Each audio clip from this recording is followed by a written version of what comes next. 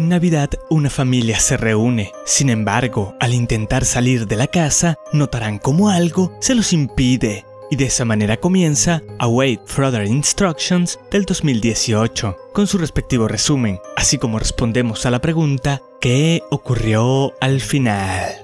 La historia comienza con Nick y su novia Angie, quienes son recibidos por los padres de Nick, Beth y Tony. Al rato nos presentan al abuelo, a Kate, la hermana de Nick, quien está embarazada, y a su pareja Scott, mencionando que Angie y Scott son estudiantes de medicina.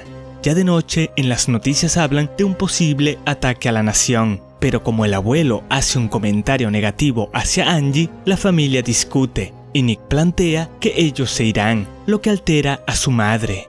Entonces, cuando abren la puerta para irse, miran un muro, el cual tiene una abertura y notan que toda la casa está cubierta, pero como hacen ruido, los demás aparecen. Tony señala que lo más probable es que las autoridades estén tratando de controlar la situación, argumentando que las tuberías que van hacia adentro de la casa deben ser para tener aire fresco.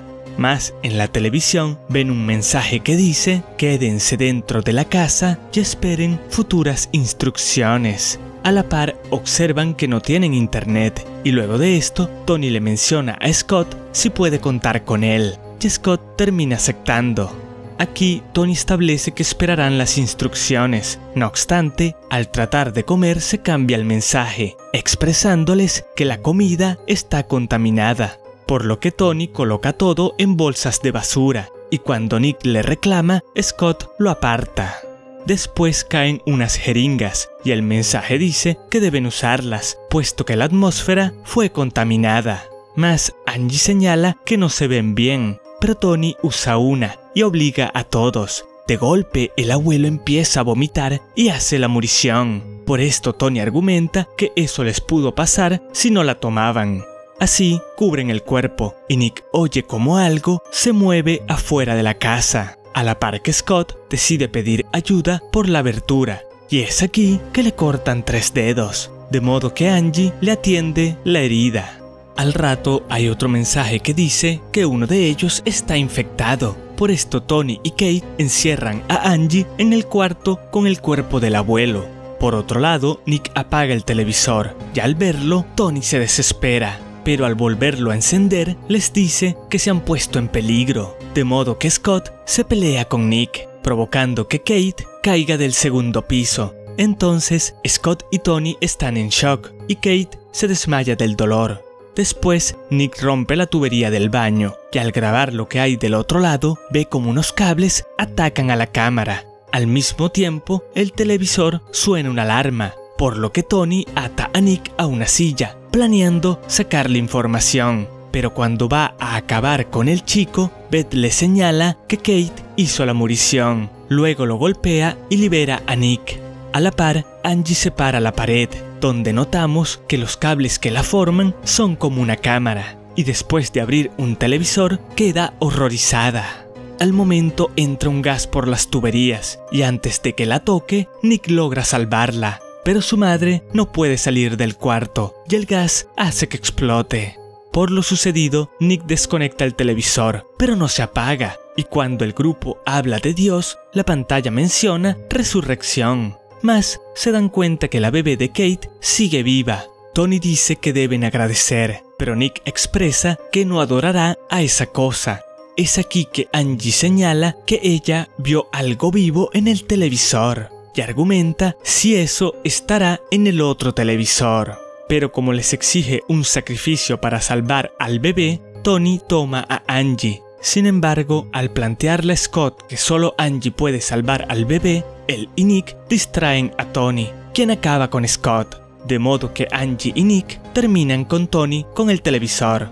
De él salen unos cables que sujetan el cuerpo de Tony y lo usan para comunicarse, diciendo que lo adorarán o serán exterminados. Y miramos cómo lo que estaba dentro del televisor se mueve. Pero como se niegan, los cables se les abalanzan, terminando con los dos.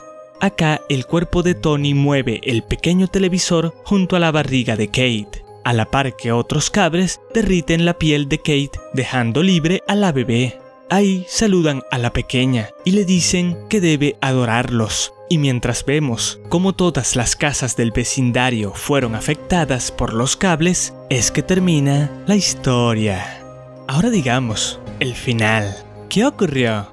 La película es dirigida por Johnny Kevorkian y la historia fue escrita por Gavin Williams. Hay que plantear que esta habla de diversos temas, entre los que tenemos la autoridad, la tecnología, los traumas generacionales y cómo estos se representan en la vida. Entonces, para entender el filme en su totalidad, es necesario comprender esos temas. Y eso es lo que les explicaremos. Habiendo dicho eso, ¿qué podemos explicar acá? En Dread Station, no olviden, esta es nuestra interpretación. Comencemos con los traumas generacionales. Desde que inicia el filme podemos observar cómo la familia que se nos presenta, los Milgram, son una familia disfuncional. Si detallamos, el abuelo es obviamente un sujeto que no tolera a personas que no formen parte de su país. Pero no solo eso, sino que es autoritario y menosprecia a su hijo, de forma que lo termina por afectar negativamente, donde Tony busca ser reconocido como un líder para sentirse bien consigo mismo. Pero esto genera que Tony pase sus traumas a sus hijos. Y acá tenemos una división, ya que por un lado, Kate, en la mayoría de los casos, obedece ciegamente a su padre, y por el otro, tenemos a Nick, quien por estos traumas se termina por convertir en un exiliado, ya que él es el único que intenta ir en contra de su padre. Y acá es donde entramos en ese punto. La cinta nos muestra cómo los gobiernos, entes o incluso ciertos individuos usan la tecnología para controlar a otros. Hay que comprender que la cinta no critica la tecnología, sino que critica lo que ésta puede llegar a representar, puesto que a lo largo del filme notamos que el televisor les dice qué hacer, y solo por haber visto una noticia que anteriormente sugería un ataque al país, toman lo que diga el televisor como una ley. Claramente esto va en parte influenciado por los traumas de Tony, y por eso es que obedece ciegamente las instrucciones. De hecho, ¿recuerdan cuando mencionamos que el apellido de la familia es Milgram? Pues eso es importante, ya que es una referencia para el llamado experimento de obediencia Milgram. Estos experimentos fueron realizados alrededor de 1960, donde básicamente colocaban a 3 individuos, el encargado o la figura de autoridad, el maestro quien debía enseñar la lección y el aprendiz que debe aprender la lección. Pero si inicialmente se les decía a los participantes que iban a hacer un estudio de aprendizaje, la verdad es que en cada experimento había un castigo si el aprendiz no hacía correctamente la lección. Y lo que realmente se estudiaba era qué tan lejos podían llegar los maestros solo por obedecer a una figura de autoridad, planteando así si el que lleva a cabo la orden es culpable o solo una víctima más.